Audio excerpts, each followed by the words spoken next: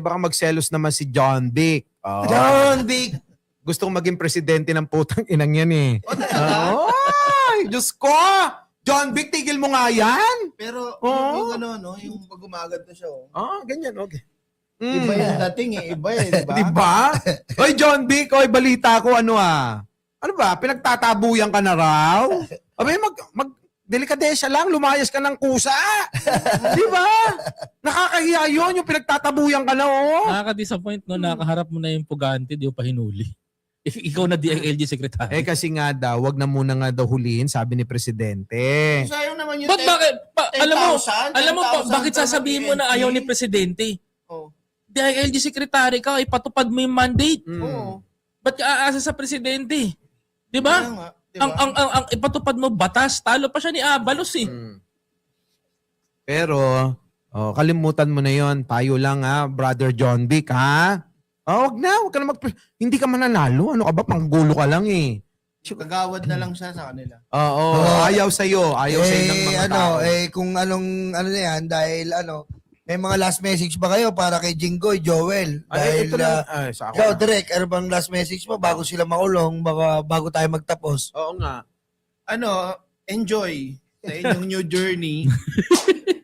Bakit? Mag-enjoy naman sila doon di ba, saan ka pa? Doon din na nila kailangan ng diba, ng tawag dito. Alam mo na, may sarili na kasi doon pamada. Diba? Parang dashmap yan eh. Paano na ngayon? Uy. Dami Dami Meron pa nga yun, ganun pa tayo rin, lumit ka na. Teka. Kapaikot pa. Paano na kaya yung mga maiiwan nila, no? Tulad ni Joel Villanueva, di ba? Balita ko dyan, meron daw Girlfriend. Girlfriend. Oo. May pa-condo, may pa-negosyo, may pa-kotse. Naku, magkakajowang iba yun. Di ba? Oo. Tapos, eto naman si Jinggoy. Paano na yung pagkakasino niya? Ay, nagkakasino daw yan sa Macau. Dito na lang nga sa sa bagong bahay niya sa New Journey, Caracross na nga lang. Pwede ba sa Pwede ba yun doon? Yung kusagal? Ganun-ganun lang naman yun. Maiba. Caracross lang. Kung dati, pumipindot-pindot lang ng ganyan. Ngayon, agis-agis lang. Pag-taste siya, ipitan tiyan. Diba sakit yun? Para si Chis Escudero, Eh, yung may sige, iwan para sa niya. heart. Tang na mo, paano Wala na, pupunta na kay Jam Fats. Wag na kayo mag-alala. Wag na kayo mag-alala. single din single din si Jericho Rosales. Talaga? Iwalay na. Iwalay na? Nako. Wag na nga kayo mag-alala kay Cheese. Wag alala niyo kasi siguro mga 1 or 2 weeks mababalita na lang tayo.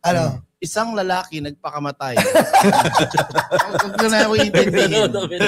Parang si Jis madalis ma-mistress Si Marcoleta, paano yun? Yun, madali. Walang panghihinayang. Meron din siya magiging abala yun pag sa kanyang bagong journey. Journey? Kasi siyempre may mga pamilya sa presawan, di ba? May mga anak yun. Kukunin siyang clown. Akala ko, magpapatayo ng parlor doon para ma-maintain ang wigalet. Hindi niya na kasi ma-maintain kaya gagamitin niya wig ng clown. Clown yung pala yun. Naway pa. Naway pa, no? Uy, ilang minuto pa ba tayo? Hindi naman kayo may 5 minuto pa. Isang minuto sa'yo. Isang minuto sa'yo. Isang minuto sa'yo. 2 minuto sa akin. Sige. Una mo na, Koy. Sino una? Wala na. Wala? Yun. Ayan po mga kababayan, abangan natin ang mangyayari ngayong linggo dahil maaaresto na po si Jinggoy. At yan po ang nararapat dyan. Kasi naghahanap kayo ng big piece. Ayan ang big piece. Ngayon, may nasasabi pa rin kayo. Basta kami po dito sa katotohanan ng taong bayan lang po tayo. At kung ano man po mangyari sa amin, ganyan po talaga. Laban lang dapat ng patas, walang patayan.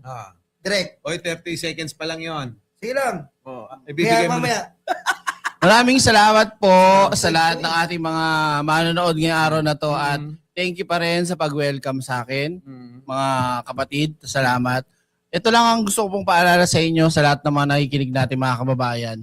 lagi lang po tayo maging mapagmasid, maging mapanuri, at syempre wag basta-basta maniniwala sa mga fake news o pakalat, lalong-lalo na kung ito ay galing sa kabilang parlor. At syempre, wag po tayo makakalimot na magdasal at syempre manalangin para sa iba at mag-ingat po palagi. Maraming salamat po sa inyo, Direk Freddy Valera.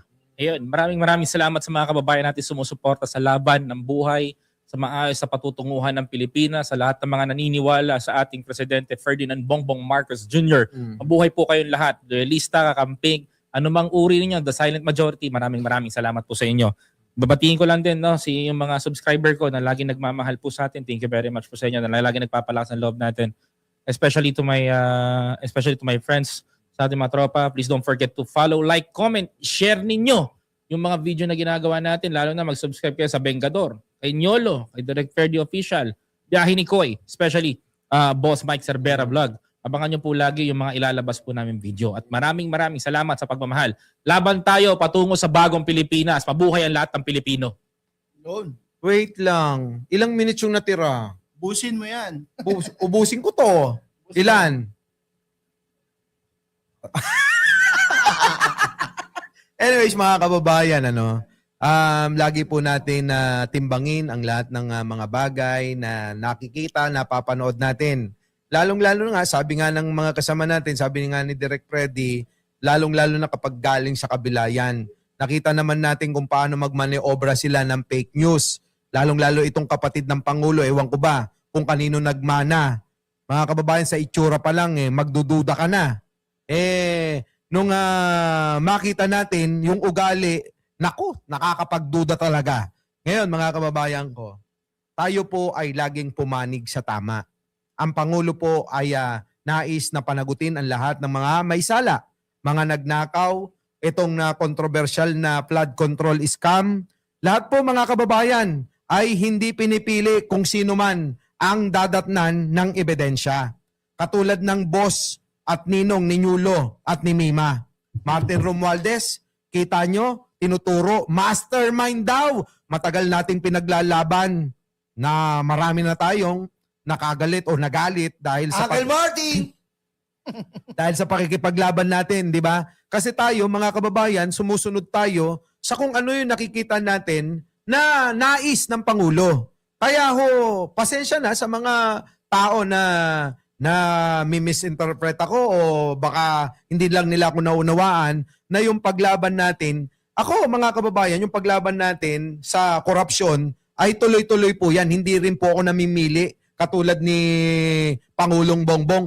Pinsan, kapatid, kaanak, kaalyado, kaibigan, wala pong sisinuhin. Kita nyo naman si Chis Escudero, dating untugan lang ng baso ni First Lady. O ngayon, mga kababayan ko, ano na nangyari? Tumaob na ho yung baso. O, eto naman si Jinggoy, mga kababayan. Yan po, ang mga estrada, kung hindi nyo ho alam ang istorya, panahon pa ni Erap, kaalyado na ho ng Marcos yan. Mga sinaunang mga Marcos loyalist yan. Pero sabi nga ni Pangulo, paano kitang gagawin nakasama kung magkaiba naman tayo ng nais ng lakad? Lakad mo, gusto mo magnakaw ka. Lakad ko, gusto ko panagutin at maiayos itong problema ng korupsyon ng bansa. Di po ba? So, sa madaling salita, para hindi natin maubos itong oras natin, happy birthday po uli kay Arlene Escalante. Happy birthday! Happy birthday, Ma'am Arlene! I wish her good health, Ma'am Arlene. Maraming salamat po sa Vengador Channel, sa Mike Cervera Vlog, sa Biyahe ni Koy Vlog, kay Direct Freddy Valera YouTube channel, kay Nyulo, tulungan nyo po si Nyulo kasi na-demonetize. Yo! Maghimagsik ang maghimagsik. Mga kababayan, Mga kababayan, maraming salamat sa inyo. Tuloy-tuloy lang po tayo. Ang pakiusap namin, maging mapamatsyag kayo. Lahat po na napapanood nyo, kay Koy, kay Boss Mike, kay Direct Freddy, i-share nyo po. Tayo po ang maging simbolo, instrumento para sa mga kababayan nating nalilito, naguguluhan, nabubulag ng mga putang inang mga DDS. Yaw. Dahil ganito po sa Vengador. Dahil sa Vengador, Opo. walang kawala! ang may sala! Yan! Maraming salamat po! Hey guys, ingat, love you all.